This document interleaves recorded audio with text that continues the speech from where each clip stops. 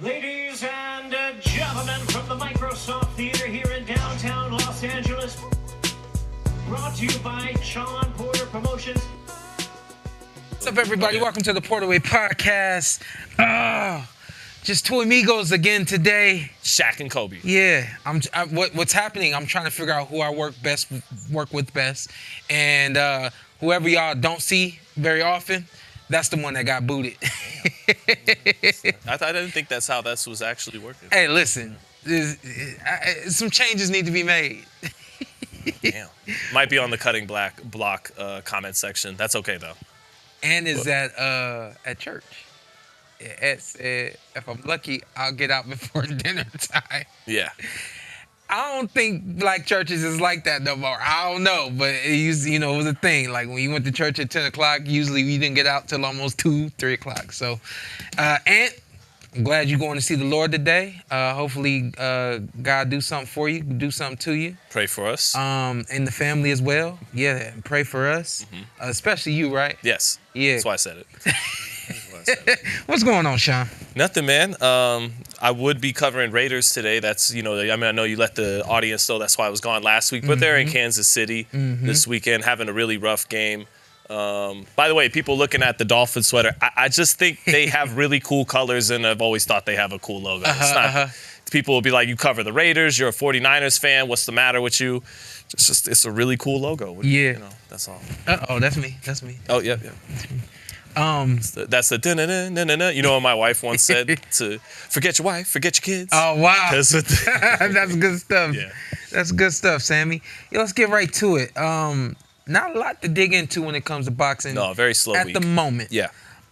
And I came in here today, I'm like, if we have another week where boxing's really, really slow, while I keep yapping all this stuff about being more than just a boxing podcast, I need to be ready to do something with the rest of what's going on. And I definitely don't want to say in the world, because I don't want to report on news. I don't want to talk about news. Certainly not politics. And I try to do the best I can to extend my Christianity without, putting it to a point where this looks like, this is a religious podcast, whatever the case may be. But if we look at next week and we like, next week's going to be light, don't be surprised if you see an actor in here, a comedian in here, or something like that. All that being said, Danny Swift. DSG. Don't stop grinding. Did his Doug Thizzle. Was that your dad that coined that acronym for him? Don't stop grinding? Yeah. I never heard that one for him before. I think that was a Kenny Porter And you think that original. was my dad that did it? Nah, yeah. I never heard that one. Yeah, I think that was a Kenny Porter original. Okay. Shout well, you out, know KP. better than me. Yeah. I'm a Kenny Porter fan. I don't remember ever hearing them say that one. Yeah, I think it was when Angel and Kenny were sitting next to each other in the build-up for your fight. Okay. And your dad had a shirt on underneath, and he opened up his vest, and it was a DSG shirt. Oh, okay. And I think your dad was like, that stands for Don't Stop Grinding. I'm a Danny Garcia fan. Okay. I ain't the mad classy at him. Kenny Porter. I ain't mad at him. Yeah. Funny enough, I got to see some of the highlights of this fight with Danny Swift Garcia, and you got classic Danny, like all the way around. When given the time and the space, he looks like a true weapon in the ring, right? Yeah. But when you got someone who's moving, forcing him to use his feet, or you got someone who's really trying to hustle, forcing him to use his hands, those are when you would see like moments where it's like, man, this dude's struggling a little bit more than I thought DSG would struggle. Those were kind of the things that became his Achilles heel, for the sake of words, in the boxing ring. Movers, and then guys who had high work rates, except for that infamous left hook. And while we have talked a lot about Ryan Garcia's hook, I think we talk about Ryan's hook because of the way he throws it, the way it lands, just the trajectory, It's the whole a special nine. punch, for sure. But this dude has always had like this special. That's been his specialty, Even though your dad, in the build-up to your fight, when I'd press him about it, is a Shawn's aggressive style. What about? He goes, we're not worried about the bullshit left hook. I remember that's what your dad said. He got a little snappy with me about it. But, right. Well, to your point about comparing his hook with Ryan Garcia's, no diss to Ryan, but his hook has actually led to world titles. Yeah. And has led to real accomplishments at the championship level in the sport. Yeah. And to your point, when you say once guys make him pick his feet up, once guys make him take the lead and make him pick his feet up, because he's a counterpuncher. Yeah. That's when there's this significant gap between how he can look against styles that are favorable to him versus how he looks against style matchups that aren't. Case in point, you beat him, right? And this shows how styles make fights. You beat him, but you both fought Adrian Granados. Granados kind of took you life or death. Right. It made you think about not fighting don't anymore. say life or death. Did you not consider retirement That after was the different. fight? That was different. And I didn't consider retirement after that fight. I just considered retiring in that fight. What's the difference, audience? Anyway, no. But to your point, he gets in the ring with Granados and cleans up Granados in the first round, right? First, a couple. Well, it was couple won a couple rounds, didn't it? Yeah. But he looked spectacular. Yeah. You know what I mean? Like, wow. And so, just to speak to your point, this was vintage Danny. He was in against a guy where he could do his best stuff, his go-to moves, and he looked good doing it. And so I'm at the corn maze last night. Wifey's got us out at Moapa Valley. I go, damn, the internet's not good enough here. I'm not going to be able to find this fight. And I go, Sammy, 4 rounds, and then Danny's going to say, nah, I'm not retired. Right. I checked the update, knocks him out in 4 rounds, and he's, And we haven't gotten that other side of it, though, yeah, right? I believe he said after the fight, he sure as hell didn't commit to retirement. And my thing is, kind of like Keith Thurman with Brock Jarvis, because I told you, I favored Fundora to beat Keith. And I go, but he did look like he still had a little thirst for blood when he took care of Jarvis. And you go, yeah, because it's a lion, eating a lamb. It's easy. Right. Of course, Right. you're always going to enjoy digesting that meal. Right. So the thing for Danny is, do you think it's a false sense of security? Like, okay, you felt like yourself in there against this level of guy. Right. If you go back against a live body with a pulse at the championship level, it's going to go back to not being fun. Right. Should he just leave out on a relatively good note? Shout out to Charlemagne in the Breakfast Club. I saw him doing an interview, and they asked him about retirement. They asked him about doing the exhibitions, and he made that classic Swift joke. Yeah, I'll do that all day and all night. That kind of thing. Like he's prepared to go out of fighting this boxing and go into fighting other YouTubers and things of that nature. I honestly could see him doing that if the money made sense. In terms of this being a sense of false security, getting this guy out of there, I don't think he's looking at this in that way. Like man, I just did that. I can do it again. I think he knows where he's at now as a fighter. Only certain fights and matchups make sense. I think he's real with himself, and I think that because he's been through so much in and out of the ring, training. Don't forget, I'm the son of a coach as well, so I know how those days are when there's no fight coming. So there's a lot, and I don't think he's going to try to continue this journey. Knowing what he has to put himself through, the kind of sacrifices and all those things. I looked at the knockout, and the first thing I thought was when that lands and that happens the way it happens, you feel good. And even if it's that kind of guy again with that kind of money again, I got no clue what anything looked like for him. Of course, I hope it looked beautiful for him.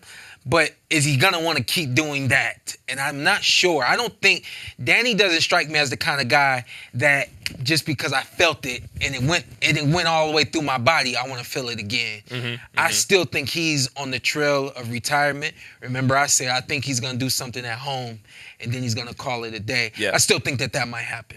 Well, because there was a lot of talk on social media about, hey, this wasn't no longer a PBC fight. He had to go independent with this fight.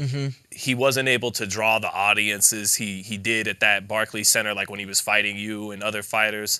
Do you think there's any chance they lost money as opposed to made money on this fight? That's a great question. Funny enough, I don't think about those things. Yeah. But I actually thought about it this morning. when I was watching the highlight and I'm just scanning the crowd and all that kind of stuff, I thought to myself, it's like, what if the Barclays like really did him a favor by making this a deal that made sense for both Danny Swift Promotions and for the Barclays and the Barclays as well. And I got a feeling, I hope that's indeed what happened. If not, if they had to, pay the venue to use the place. Yeah. I mean, people don't know, but that a lot of that goes right there. You know, I thought he did the right thing by having Colbert on the card. He had Gabe Rosado. Shout out to those guys. A couple of names that I saw that were on the card. Mm-hmm. You're doing the right things in terms of trying to get people in the arena beyond just coming to see you on your farewell Gabe's tour. Puerto and stuff Rican like too. Chris is from Brooklyn. Yeah. So it was, That's a great question. I hope that's not the case. Me too. And I think that I still think he's gonna do something at home. And again, if there's a solid that PBC and Mr. Heyman can do for him, I do believe that it's there for him should he go back to Philly. Yeah, I'm not sure how many solids they have in their arsenal to give right now, you know what I mean? But I do hope, because it's hard if you don't have a promoter and a network behind you. I get it. Nobody wanted to pay $40 for that fight, but that was their only avenue they could try to recoup any money they had. Let's talk Hall of Fame. Yeah. I think Danny really had a special moment at 140 pounds. Amir Khan was becoming one of the biggest names in boxing, had the fastest hands in boxing. A lot of people thought he was still the best fighter in that division, that he really got robbed against Lamont Peterson in that loss he had before Danny. When Danny knocked him out, that was a shocking knockout. HBO didn't think Danny would win that fight. Nobody really thought Danny would win that fight. And then nobody thought he'd really beat Lucas Matisse. He was a big underdog. So that run he had at 140 was definitely something in that division's history, right? I wouldn't put it that many notches below what Ricky Hatton did at 140. I'd definitely put what Ricky did, because Kasazu was a legend, but they both grabbed a couple belts there, were the lineal champion. It's not too dissimilar. And then actually even Ricky going up to 47 and beating Collazo to win a belt, just like Danny, he got a kind of a dubious belt by beating Paulie, but my point is he's not that far off from a Hall of Famer like Ricky Hatton, but I still think he's a Hall of very good guy. And I do think everything after the Mauricio Herrera fight was kind of downhill after that. He got a close win over Lamont. He won a WBC vacant over Paulie. He had a competitive fight with you. He had a relatively competitive fight with Errol. Right. But I felt like he was this big underdog, and he proved everyone wrong by beating Matisse and Khan. Then when he got his moment to be the guy, you're not the underdog now. They're taking you back to Puerto Rico, trying to make you a star. And a lot of people against Mauricio Herrera. A lot of people thought Herrera got robbed. Yeah. And ever since then, he hasn't really ever been elite again. But he's had a very good career. I mean, I'm looking at the names right now, and a couple of these names for me, I understand them. Like Nate Campbell, that's the first big name you see on his career, and it's like that's that crossroads match for you. He ended up getting in the ring with Kendall Holt again. Waiting on that big moment for you, and we still need to keep you, fighting a name that's going to keep you at that level. It's a style of matchmaking that's kind of a lost art now. Yeah. I mean, it's the art that I don't like, but kind of it's what it is. He's got the 2 fights with Eric Morales. We know what that was. Terrible in that first fight went 12. That's the handing of the baton situation. The Amir Khan thing. I don't know if and then Zab Judah and Matisse. Can't forget about the fight and against then still technically got the dub over Lamont Peterson, he's got some good wins. He technically got the dub over Lamont. Yeah. I feel like after he fought Herrera, that's when kind of how you beat Danny Garcia kind of came to life. I think that was the one that Lamont and Coach Berry looked at that told him, like, okay, this is what we need to do and to pull this off. Myself, my dad, we still felt like Lamont pulled it off. It didn't happen for him in the ring. Then of course you got Paulie, you got Robert Guerrero. But then you got the names like myself, you got Keith, and That's going to get me cut from the podcast. You're good. His fight with Errol Spence Jr., that was a fight where it was, to me, that was the defining fight for me in terms of whether or not you are Hall of Fame. Granted, you got 2 losses, me and Keith, right? Now it's time for you to really step up and adapt to the environment and take over and solidify yourself as to who you are in this game.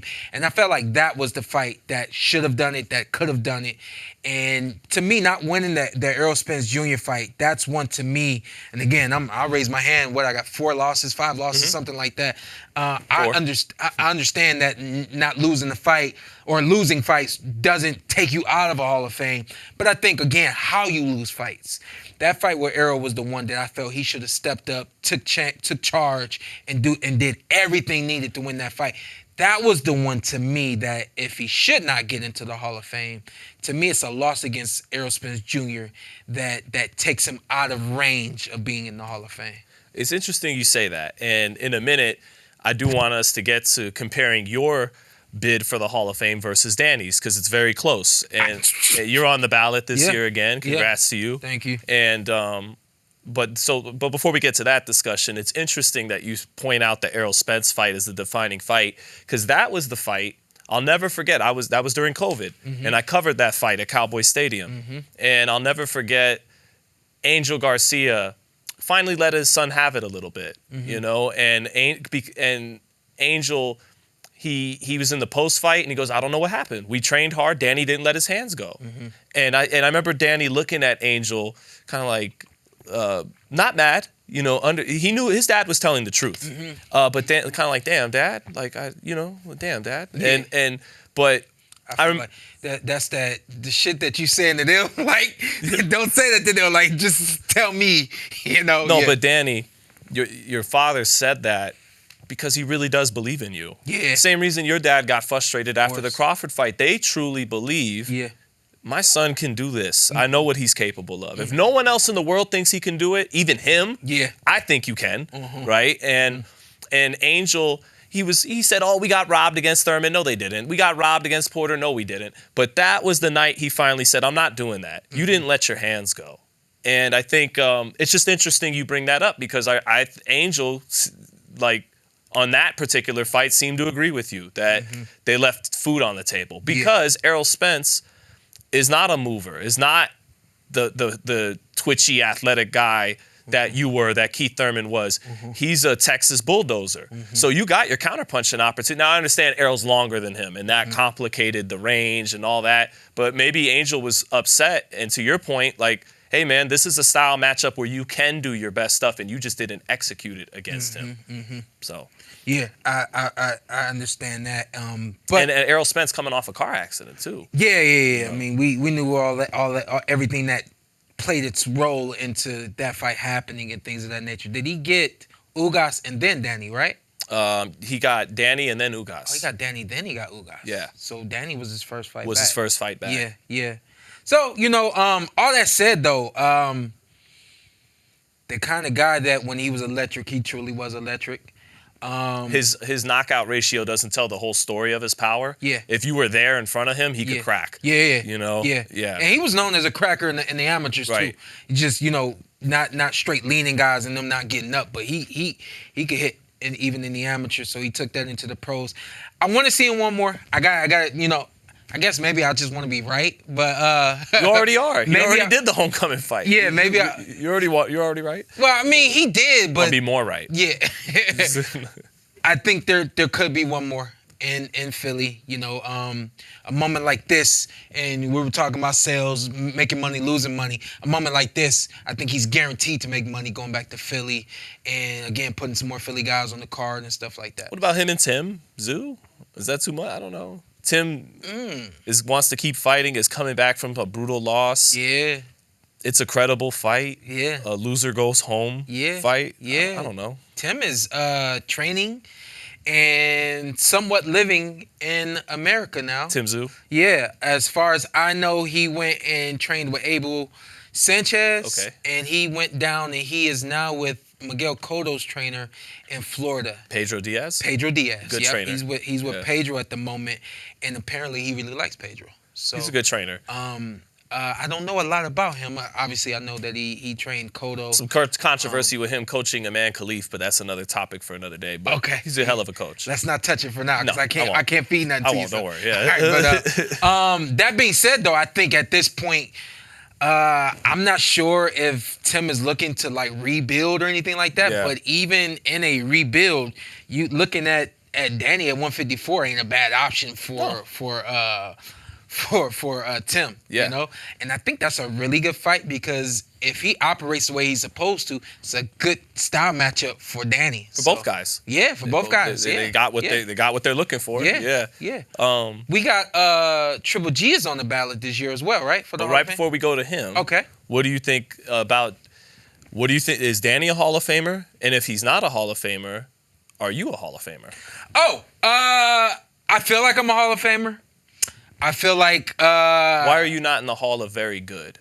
And I'm speaking for the I would not. No. Yeah. I'm good with that. I'm good with being in the Hall of Very Good because, to be honest with you, man, who belongs in the Hall of Fame? The best, right? I didn't turn pro with the intentions to be the best. And that might sound crazy. I wanted to be very good, and I wanted to be the best of who I got in the ring with. And hopefully that makes sense, but I wasn't looking to be the best fighter in the world. And I think anyone who's going into the Hall of Fame, those guys always wanted to be the best in the world. When it came to a pound for pound ranking, I didn't give a damn. When it came to being unified or undisputed and all that kind of stuff, I didn't know. That wasn't a part of those weren't a part of my goals. So that being said, the Hall of Fame wasn't a part of my goals. However, I do know that I've done some unique things in this sport that in my era, not too many other people either did or could do. Respect to Danny, but my fights with Keith and my fight with Errol, which were much more exciting. To me, that's a part of being a Hall of Famer. A part of being a Hall of Famer is being able to make people remember the things that you did. And I think that I've got a couple of really memorable That's why Arturo Gotti's in the fights. Hall of Fame. He's not in there because of his decorated titles and wins. Yeah. He's in there because of the fights he was a part of and put on for people. Yeah. When you look at Danny's resume, I could be wrong, but I think his resume looks better than mine in terms of his opposition.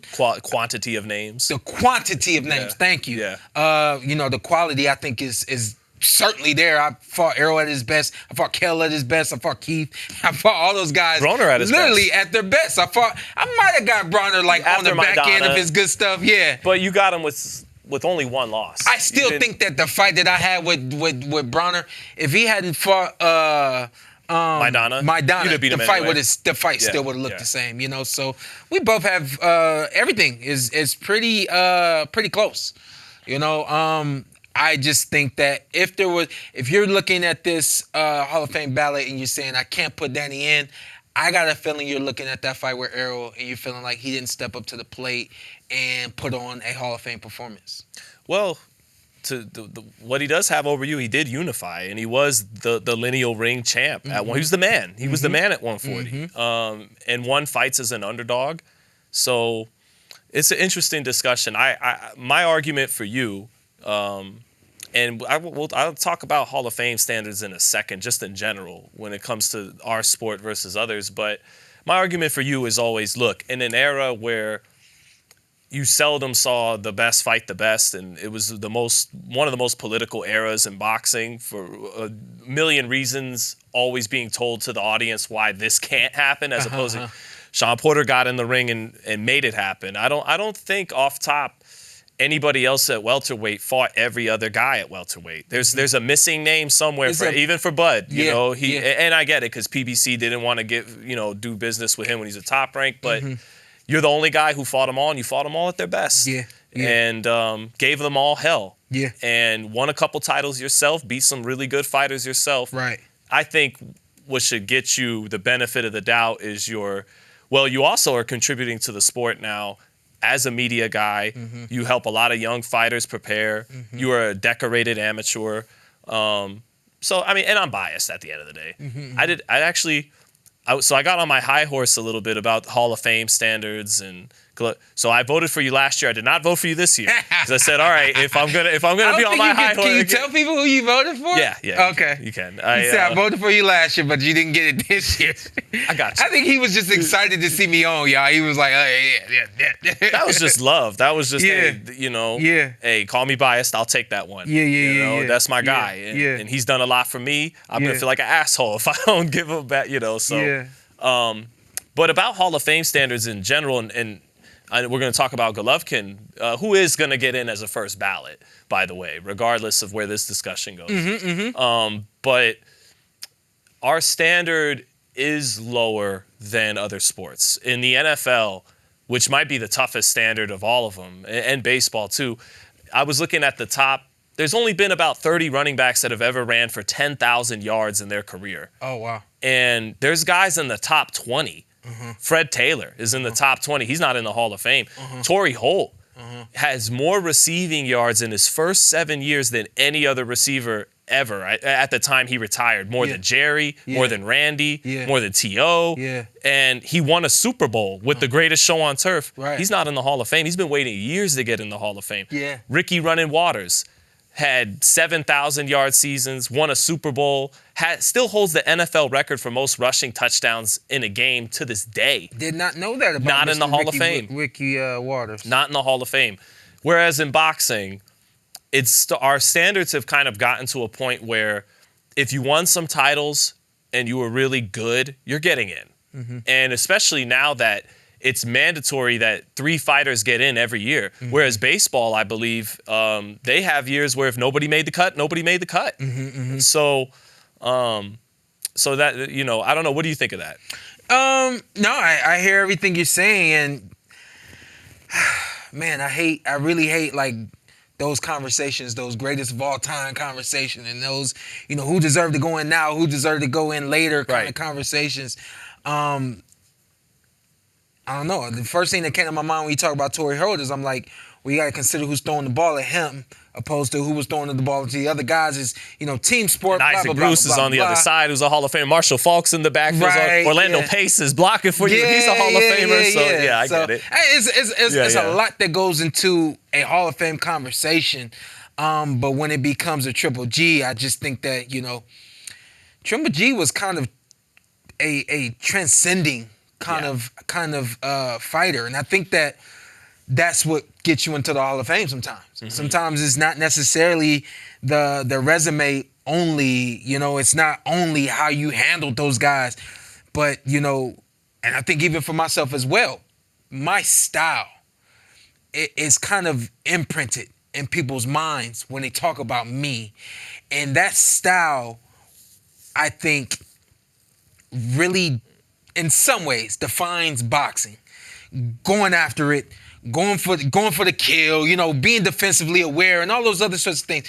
Triple G was one of those kind of guys that when you hear the name Triple G, first thing you think of is how hard he could hit. And then once you start to dig into, his resume and amateur pedigree and all kinds of things, you look at it and you say, oh, he's for sure to be a first ballot Hall of Famer. I got a feeling he will be. Oh, he will. And it's just, he was transcending, So I'll ultimately, I got to submit my ballot by next week. So my votes I gave so far were Antonio Tarver, Fernando Vargas, Israel Magnifico Vasquez, and Nigel Benn, because Nigel Benn beating Gerald McClellan in 95, that fight is as good as brutal as it gets. And I rate Gerald McClellan very highly. So for him to do what he got knocked through the ropes in the first round, got up and knocked Gerald McClellan out. So to me, that's a Hall of Famer. And I was tempted to be a wise ass and go, well, since everybody loved this non-title fight between Eubank Jr. and Ben so much, why haven't you guys voted them in the Hall of Fame? I'm over here saying, what's all the hoopla about a non-title fight with the WWE storylines? You guys are telling me it's the greatest thing ever. Well, then, should I give my last vote to Chris Eubank to get in the Hall? I'm being a wise ass. No, I got you. But But with I Golovkin, ain't mad at the thought process. well, here's what made me at least want to drag my feet, and I'm gonna vote for Golovkin. Is that Michael Moore just got in last year. Antonio Tarver knocked Roy Jones out. Even Roy Jones was forced to lean back, like Fat Joe said, and they almost got into a fight over that. But don't beat me up, Roy. I love you, Roy. But I was heartbroken. So right. I remember being on vacation with my homeboy at Laughlin, right? And we're rushing to the bar as 13-year-olds to see the fight. Oh, yeah. And we got drunk dudes. Roy Jones got knocked out. We're like, what? Yeah. So he made the sports world stop. Right, Forget right, boxing. right, you got any right. excuses tonight? Roy Jones was #1 pound for pound for a decade. Yeah. And he knocked him the F out. Yeah. I don't care if Antonio Tarver had 1 professional win and had 18 losses. He's got to go He's win. gotta go in. He's got to go in. He's got to go Yeah. in because of what he did. See, that's what I was saying about, right. you know, sometimes it's just kind of I think there's marquee moments that you can have in your career which kind of solidify your Hall of Fame recognition. I understand what you're saying, but I guess for the sake where it's got to be realistic, or maybe others are more realistic, or I'm sorry, not more realistic, but others are looking past that realism into other things and looking at his career. I know he had a couple of fights that were like big moments for him. Yeah, Tarver. Yeah. Big moments for him. The Glenn Johnson fights were big. Yeah. On HBO. Yeah. You know, those were big moments for him, but Yeah. you know, are the other people who make those decisions looking at those moments and really taking them for what they're worth. You know, you taking that moment with Roy, and you're like, that's a Hall of Fame. That's a punch your ticket moment. That's a Hall of Fame moment right there. Yeah, you're getting in. And Fernando Vargas, okay, you're talking about that transcendent fame. Bro, I went to school in elementaries with kids who had the Fernando Vargas haircut. He was that dude. He beat Winky Wright. He beat a Hall of Famer in a good-ass fight, underrated-ass fight. Yeah. So my only thing is, like, I just had some pushback against my colleagues in the media who were like, you're an imbecile if you don't vote Golovkin first ballot. I'm like, Michael Moore just got in last year. He beat Evander Holyfield for the heavyweight championship of the world. This transcendent moments. You can't keep looking past some of those others that deserve to go in because we're looking at this guy and, you know, because of who he is. My part was, is it really that blasphemous if I don't vote Golovkin first ballot if Michael Moore had to wait over a decade? Yeah. Emmanuel Stewart called him the best light heavyweight he'd ever seen. Yeah. He beat Evander Holyfield for the heavyweight title. Yeah. The George Foreman historic moment doesn't happen without Michael Moore sharing the ring with him. Right. So, right. Damn. And then ultimately with Golovkin too, he had 20 title defenses. Let's pause that for a minute. He had 10 of those defenses were with the WBA regular belt. Now, Bernard Hopkins had 14 defenses with the IBF belt. That's in the 90s when the IBF comprises 1/3 of the middleweight title. Golovkin's coming around in the 4-belt era, and he's got the regular belt. So it's really like 1/5 of a title. And he defends that 10 times. He defends the unified middleweight title 4 times. Hopkins defended it 6 times. Hagler defended it 12 times. Monzon defended it 14 times. Those, to me, are the real rankings of title defenses in middleweight. So I got to point that out. And then Golovkin, the sad thing about Golovkin was real prime Golovkin to me was early HBO when he fought guys like Luis Prosca, Dominic Wade. That dude is an all-time at middleweight. That dude would have cleaned up Miguel Cotto, would have beaten Canelo, who was still young and he was in his prime. Canelo aged him out a little bit. Right. And Cotto, Maravilla, Martinez, he would have bodied those dudes. But they're not on the record. Right. He didn't get the opportunity to do it. That sucks. Right. By the time he got real good opposition, he was 35, 34, 36 years old. He wasn't really peak Golovkin anymore. And his best win is a very close win over Daniel Jacobs and beating an undefeated Kell Brook coming up from welterweight. Solid wins. But if you just look at pure who did you beat, you beat better fighters, right? But Shawn Porter's not a first ballot I hear Hall what of you're Famer. saying. Yeah, so, I hear what you're saying. All that said, I know what my eyes saw. He's one of the greatest punchers of all time, pound for pound. He had an amazing jab. The man tucked his chin as good as anybody in the sport, had an amazing chin, Right. intelligent pressure. Right. He's a Hall of Famer, but I just had to say a few things before I mark that X on And it. no. Yeah, And I it's applaud just- everything you just said.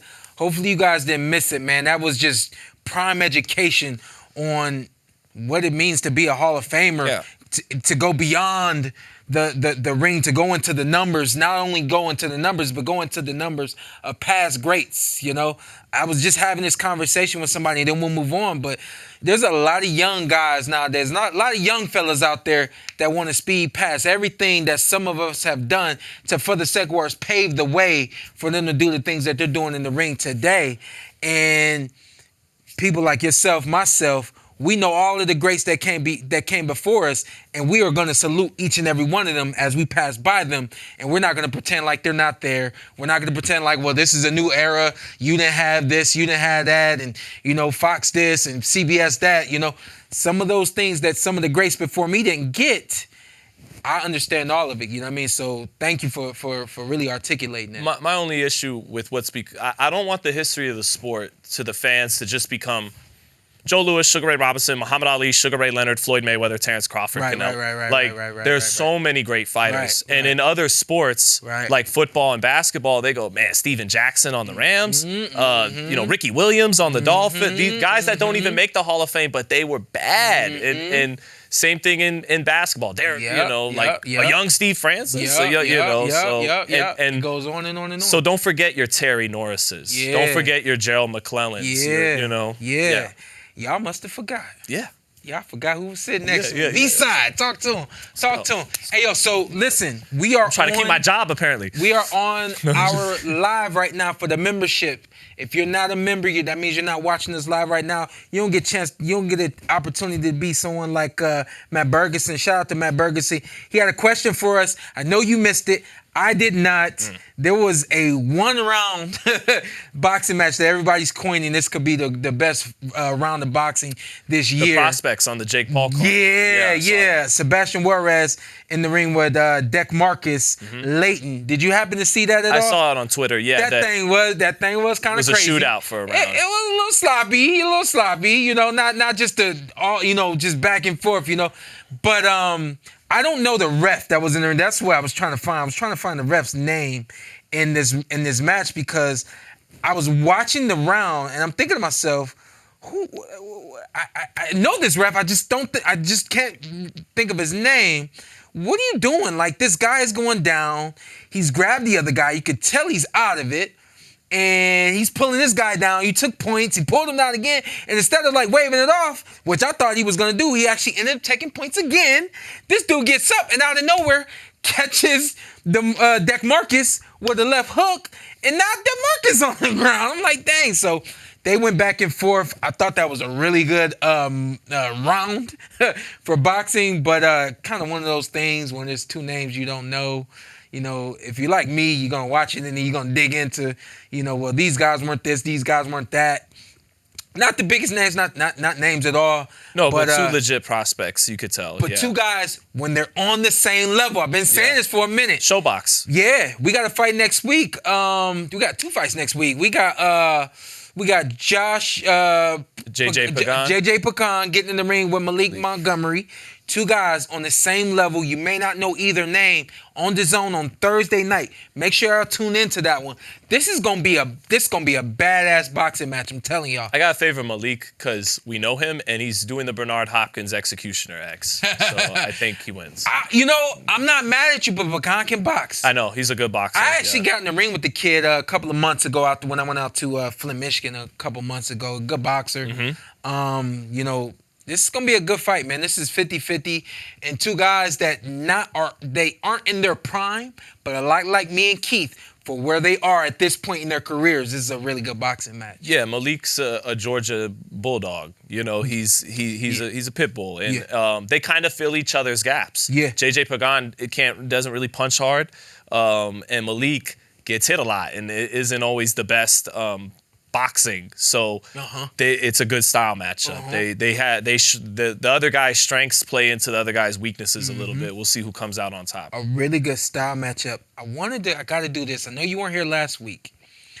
Shout out to my boy Brandon Adams. Most times I kind of lead things, the personal stuff, I keep it personal, and the business, I keep the business. Sometimes in the boxing game, the personal does pour into the business. You got dads that coach sons. You got friends that fight other friends and things of that nature. Right here, we got a situation where I have to, for the sake of words, report on a friend of mine, that being Brandon Adams, and he just had the big win, another big win against Boychuk a couple of weeks ago and things of that nature. And then I get caught up last week. Shout out to Mama's boy, Dennis Douglin. Last week, Aunt asked me. Shout out, Dennis. We love you. Aunt asked me, who did your dad bring in for camp? Who were your best sparring partners? The first one that came to mind was Brandon Adams. The reason why I'm shouting out Dennis Douglin is because I probably did more rounds with Dennis than I've done with anybody. You and everybody else in Las Vegas. Yeah. Dennis is always around. But I started off by I guess for the sake of words, I said something that he didn't really appreciate, and I get it. Nobody wants to be called a poor man's version of anybody else, ever, And I'm trying to think of, could you say, and this could be a reach, but just for the sake of, could you say LaShawn McCoy is a poor man's version of Barry Sanders? Or Marshall Faulk, yeah. Or maybe, I think he might have been better than Marshall. No. Do you think so? No, God, no. he said, God, no. No, LaShawn was nasty. He was nice. LaShawn was nasty. He's one of those backs I said that actually has 10,000 yards. He's a part of this. There you go. And I feel like, did you say Marshall Faulk, right? Yeah. I felt like Marshall Faulk was just the guy you could count on. No. You need to watch the run he had against the Cleveland Browns in 1999. Yeah, you need to see that run. All right, bet. I'll go take a look at it. But to that point, LaShawn might not appreciate being called a poor man's version of Barry Sanders. However, I think he would appreciate being compared to Barry Sanders. What about middle class man's version? There you go. Middle class man. Yeah. And I probably shouldn't have went there in the first place. So that's probably my bad for going there in the first place. But that being said, I've critiqued Brandon Adams in the past as well, and he has seen my critiques about him, and he doesn't appreciate it. Right. My bad publicly. My bad if you hit me up. I didn't mean any ill by calling him a poor man's version of me, but I just wanted people to get a better understanding of who he is. If you saw Not him like he's a muscle-bound, shorter fighter who does his best. Listen, if you saw him in the ring against Cats a couple of months ago on DAZN, that was a bad version of Brandon Adams. To me, Brandon Adams is capable of doing so much more. If you saw him in the ring against Boychuk a month or so ago, much better version of him. You see the athleticism, you see the speed and things of that nature. And it's like you said, sometimes you just got somebody's number, But just to kind of point all of this out, when it comes to Brandon Adams and Shawn Porter, Brandon not getting in the ring again anymore. So don't call me out on social media. Just holler at me. We can talk it out. We can get in the ring and spar, maybe, but I'm not getting in the ring anymore. But to do a quicker comparison, you didn't have the team that I have. You didn't have the amateur pedigree that I have. You didn't have the kind of experience sparring other true champions the way that I did on the way up. You didn't have the kind of management and kind of promotional. You didn't have the kind of career that I've had to this point. So when people don't know who you are, when I said you're a poor man's version of me, I didn't mean you're a poor version of me. I meant if people knew who I am, this is a version that you would get. You get a version of Shawn Porter when you watch Brandon Adams fight. He's athletic, he's fast, he's powerful, he's, has the ability to be relentless and all those things. That's all I was saying. I wasn't truly calling you a poor version of me. And, I didn't mean any ill. Do you think if he had your team, he would have been a world champion at some point? And he still could be. He's coming off as good a performance as he's ever had. I'm sure that's part of why he was bummed out with you is I just shined on the Netflix show. I beat a top 10 guy and And again, I don't want to pour, but he fought Jermell Charlo, right? Jamal, yeah. He fought Jamal. Who looked a lot bigger than him when they fought. He fought Jamal Charlo at 154 pounds. Or was that 160? I got to look it up now. But I think it's 60. To the point. I think 60. To the point. Brandon's a 54. And Jamal's a big 60. Yeah, but to that point, I felt like when I watched him in the ring against the Charlo brother, felt like I knew him. You're capable of so much more. I agree. The thing that I felt missing in that fight was the mental toughness. The ability to look past everything that also, everybody... Charlo was good back then. Everything that everybody said, everything that everybody's done. You can say the same thing about Errol. You can say the same thing about Keith. You can say the same thing about Danny. You can say the same thing about Kale. You can say the same thing about some of the other guys I've been in the ring with. He just couldn't cut the distance in that fight. Yeah. And that was something that I specialized in. Just something that I did, so, just to keep it there. He's called me out a couple of times on social media. Stop. No need, big dog. I appreciate you. I love you. I hope the best for him. And I certainly don't mean any disrespect by calling him a poor man's version of me. I shouldn't have went there, and I acknowledged it before I said it. And then if you watch the rest of the interview, I went on to talk about how I didn't like sparring him. You know what I mean? So don't pull on just the negative stuff that I say. Like, pull on all of it. Especially pull on the positive stuff, because I certainly don't mean... That's what keeps it in its right context. Yeah, and I certainly don't mean any disrespect when I talk about guys, but, I love seeing you guys spar all those rounds of the Performance Center. I'm rooting for Brandon to build off of this win and do... I know you are, so shout out to Brandon. He's now a top 10 in arguably the hottest weight class in boxing, and I know we both want to see him get more opportunities against the best at 150. Absolutely. So, absolutely. Yeah. And I'd love to be ringside broadcasting you. Yeah. Yep. Claressa and Laila, you said you wanted to talk about this. Yeah, I said that. Yeah, I'm like, they're not going to get in the ring. Well, it's a slow week, Shawn. I'm going to tell you right now, Laila got me once, and I was done. What? You sparred Laila Ali? No. Oh. Yeah, you didn't know that? No. Out here. Did you know that, people watching? I didn't know it. They know that because I said it last week. Oh. Okay. And I think I said it. I thought I said it when you were here once before. Maybe not. How bad did she whoop your ass? No. I'm kidding. No. I tried to deliver that. Now, I was 18 or 19, so that was a many moons ago. I came out here in like 2005. So she was in her prime. You were going with her when she still had that WBC title. I guess. Because she retired in 07. Yeah. Really in her prime still. Oh, wow. Yeah. So you sparred her at her best. Yeah, it was like 2004, 2005. What can you tell us? What was that like? Man, she could box. How was the power? Because she believes her power would have been a difference between her and Shields. Listen, I don't remember exactly how it all worked out. Right. Basically, my dad coerced me into being able to get in the ring with her. And from what he made you spar Shadeja all those rounds. From what I can remember, my dad was like, we're just going to go out there and we're just going to move around with her and fill it out. I was in my prime as an amateur. Like, thick in my prime as an amateur. This was you beating Usyk in the amateur days. Honestly, it was. Yeah. It was. So I was, from what I remember, it just was like boxing another female where, you're just kind of moving around. You're trying to make sure you don't hit certain things, Yeah. And, that's it. It really wasn't a lot to talk about or anything like that. My movement gave everybody problems. Okay, that makes me feel better. You know why? Because whenever I had a spar girl in the gym, I would just be on my bike. I had no defense in the pocket. Oh, no. I just run and make them hit. You gotta utilize the jab.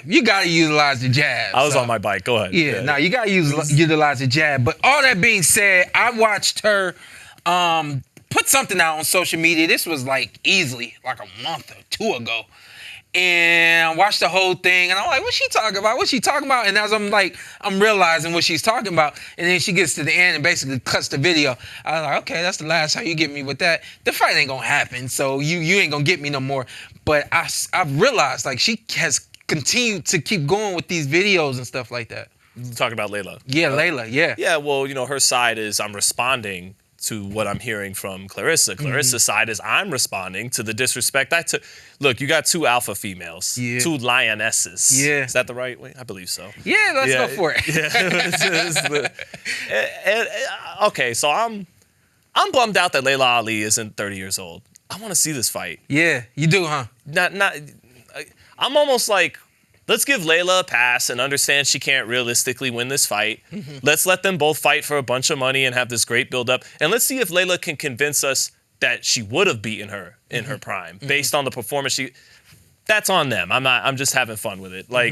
They're both great shit talkers and they backed it up during their careers. it'd be Godzilla, Godzilla fight. Again, I don't want to name another monster that. My honest opinion on this is I think that Claressa Shields beats Laila Ali. Me too. In any era. I agree. And you guys know how I am when it comes to having an amateur background. When it comes to Claressa Shields specifically, going out to Flint and seeing her as a true like 10, 11-year-old young girl run around and try to spar the older guys and all that kind of stuff. Again, I was around the same age. I was around like maybe 16 or 17, going out and getting work with the Darrell brothers and stuff like that, who I ain't want to work with, And I remember back in the day, Andre was a great talent. I remember back in the day, Andre literally carrying me when I was like, again, 16, 17, like a prime amateur boxer. Andre and that dude literally carrying me. He's got to be one of the top underachievers the last 15 years. Yeah. He was way more talented than Anthony, yeah, who became a champion twice. And that's not a knock on. I'm not saying that to down Andre. I'm saying it to say, no, the dude was a tremendous talent. Yeah. When he's one of kind of like Jamal. Like, man, you really could have been something. Yeah. But no, go so, on. memory lane 100%. Yeah. And but Claressa, I think when you come up in that atmosphere, it is different from the kind of atmosphere that Laila came up in. She came up in, I don't really truly know her life, but I can only imagine she attended her father's fights. I don't know how often she attended training, and upon attending training, how often did you put on gloves? And upon putting on gloves, how often did you take it serious and actually hit miss and stuff like that? Claressa has become the alpha of women's boxing because she was the alpha among other alpha males when she was a kid. And it's like, that's just what she's grown and become. And so I really do. I think that based on that alone, she beats Laila. And certainly now, back then, kind of list goes on. Claressa's the walking definition of you can't whoop me, though. You may not like what I have to say. Right. You can't whoop me, though. Right. And that's her point to Laila. You can't whoop me, though. Right. And Layla's like, well, I'm going to win this argument. Right. And we ain't mad at it. So here's the thing. Claressa Shields gets a lot of hate. And that comes with the territory. You get a lot of dick riders, too, to accompany your hate. In her case, though, it's pretty lopsided on the hate spectrum for her. And I made a joke. I go, man, you guys always side with Laila for her. You side with Baumgartner over. You guys just think they look good. Like, it's not based on merit and all that. But I get it. In a sense, I can relate because you could look at me with the scruffy beard right now and the long hair and the baggy hoodie and look at this dude. And sometimes the surface things we show to people make people take us at face value, and they don't look at the depth we have beneath your first impression of us, and that's why first impressions are a mother. So Laila Ali, she knows how to carry herself in a certain way that apparently people like more than Claressa, and all that, and so everyone's on her side, but I don't know. I still look at Claressa as this generational athlete, like FloJo in the 90s and Serena Williams, and she's that to me. And Claressa's real, for better or worse, And I think she gets a little too much. I'm not saying what people may critique about, but a lot of it is outside of the ring stuff. Because there's really nothing to critique in the ring. The only critique in the ring is that the weight classes she fights at aren't as deep as the weight classes of the lower weights, because that's just women's body and everything. But I agree with you. She would have beaten Ali at any age.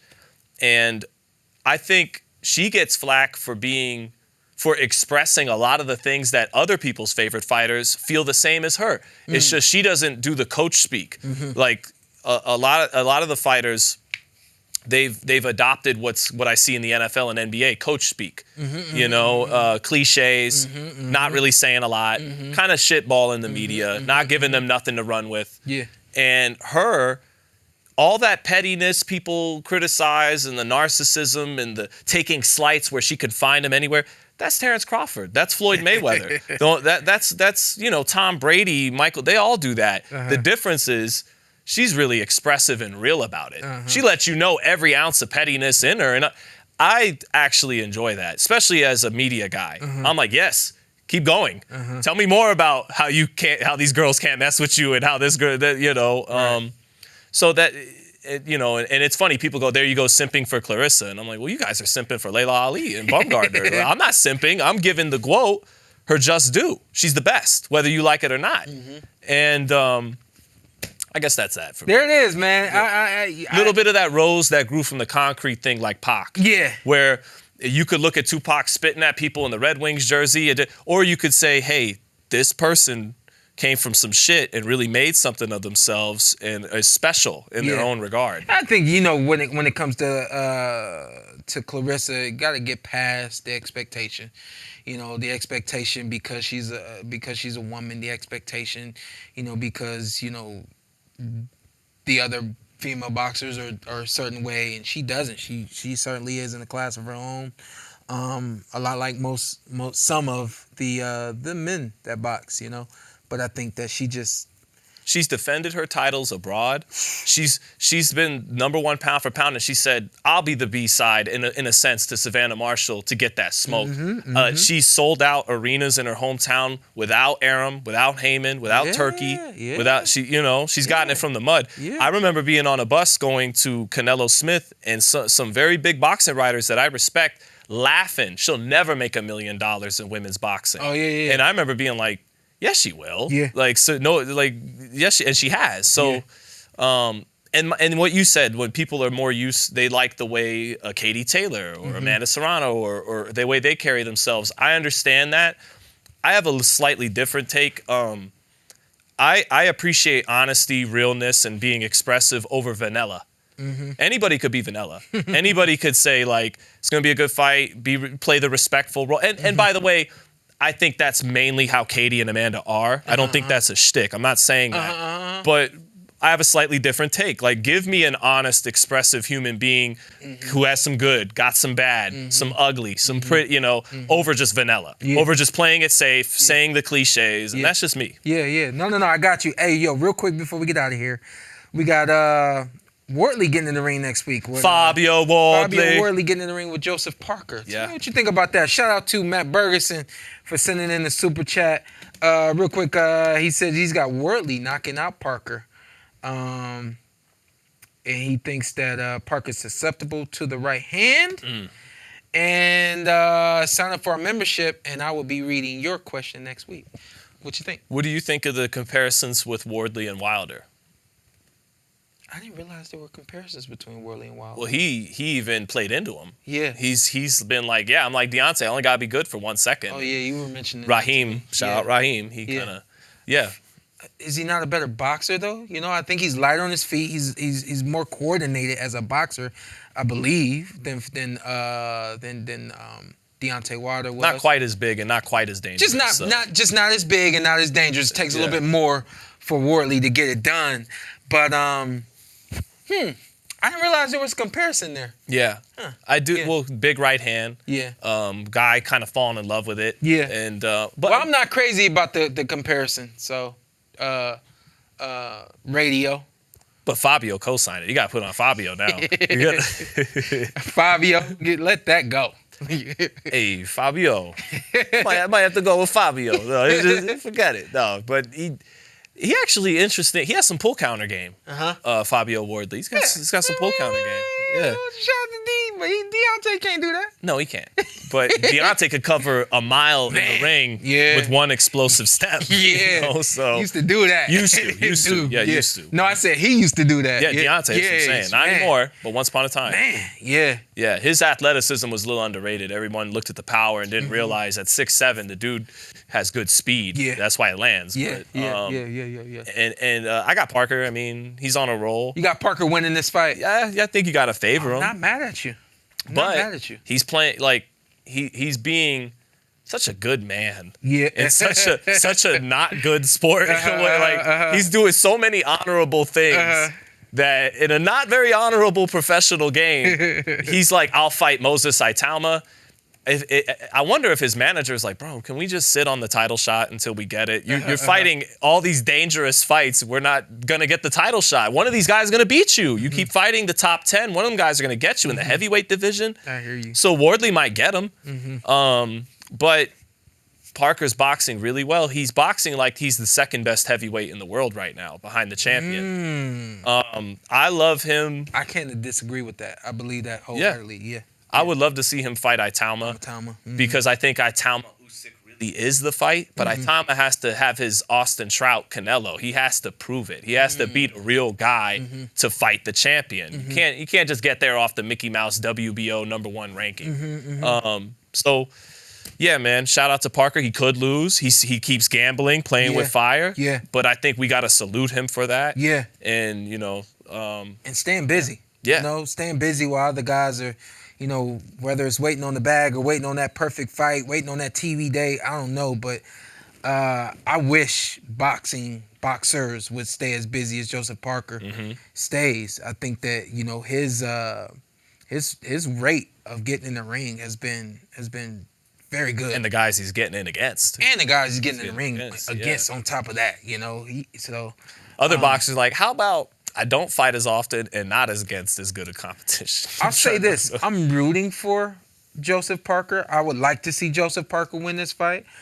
Do you know if he's the favorite to win this fight? Yeah, I definitely believe so. From the boxing I'll look standard, it up real quick. Yeah, and also from from the bet maker standard as well? Yeah, I think both the boxing intelligentsia and the booksmakers expect Parker to win the fight. Yeah, But okay. Heavyweight boxing, though. Is that because Fabio got knocked out? He had, he went life or deck with Fraser Clark, who's a domestic level heavyweight. So he didn't. He knocked him out in one round in the rematch. Yeah. Okay. But let me see. I'm surprised to hear that because, Fabio, outside of that fight with Frazier, he's Oh, Parker's a big, heavy favorite. Oh, okay. Yeah, minus 500. You got to bet $500 on Joe just to get 100 back. So they're expecting him to win. They're expecting Joseph Parker to win this fight. Yeah. Okay. Think they got this one right? That might be I think if you're betting next Saturday, you might want to lay some money on Wardley. He's worth a run for the money. When you got a guy who's fresh, doesn't have a lot of miles on him, and hits very hard, it's worth a 5-1 odds in terms of making a play. I agree with that 100%. I'm gonna ask you like I asked Ant. I'm good with this episode. You good with it? Let me check my notes. Make sure nothing essential was skipped. Let's get out of here, man. Before we get out of here, my birthday, for anyone who doesn't know, is tomorrow. Hopefully have all the fellas come through tomorrow. I'll be there. And everybody, hopefully they bring their wives, they bring their kids. We all haven't been together. I don't think we've all been together in over a year. Yeah. So, and all the guys out here. So come through, man. Bring your family. And we just going to kick back. Might get some karaoke in. I'm going to try to get some footage if I can. Whatever it is we end up doing. I'm going to the Tournament of Kings tonight. That's where dinner Oh, is. yeah, Excalibur. I've done that. Yeah. It's cute. Never Food been. kind of sucks. Looking forward to it. Looking forward to it, man. Sorry, yeah. Obviously, I want my friends, my family to have fun more than anything. So as long as they have fun, I have fun. And have some fun for me tomorrow, y'all. Yeah. Motivational message before we get out of here. Rest in peace, D'Angelo. Rest in peace, D'Angelo. You want to give him a minute? This Devil's is not just Pie a boxing is so podcast. good. So yeah, Such a good song. We played it before the show. Yeah. That thing is that's a good one. To see the love pouring out for him from other musicians. Yeah. Like I think it's a difference when the fans do it than when other musicians when they salute and beyond saluting, tell why they're saluting. Yes. That's what like really took me further into who D'Angelo was as a musician. Like I knew him as a piano player and I knew him as the singer that he was. And like you said, like most fans knew him as the sexy guy. That's why I wasn't familiar with him. I was like, I don't really know that much D'Angelo. He was the shirtless guy that all the girls were obsessed with. Yeah. So when he died, I played Devil's Pie and Brown Sugar, and I was like, man, Devil's Pie is an amazing song. Right. And when you go into seeing the music that he wrote, who he wrote music for, the music that he produced, who he produced music for, it was like, this dude like was Special, yeah. completely well-rounded, you know? Right. A real musician, not just a hit maker. Will we say a Danny Garcia or Shawn Porter of music? He could get into the Hall of Fame, but he might not. You know what I mean? Right. He's one of those. Yeah. I think judging by his peers, they consider him one. Yeah. So. Yeah. So shout out to the family of D'Angelo, musician. Shout out to everyone who's been showing and sending love. It's been amazing seeing, his archive beyond him being gone. Love to the family, all that kind of stuff. And before we get out of here, fear-based thinking will prevent you from living your life. Fear-based thinking will prevent you from having the career you should have, having the friendships you should have, having the possible relationship you could have, taking that relationship to the next level that it could be at. Fear-based thinking will keep you in your room. Oh, for sure. Fear-based thinking will prevent you from operating the way that God intends you to operate. Fear-based thinking will prevent you from being who you have to be to your family, to the people you love, to anything that you want in life. In order to go get it, you can't have fear. Stop that fear-based thinking. This is the PorterWay.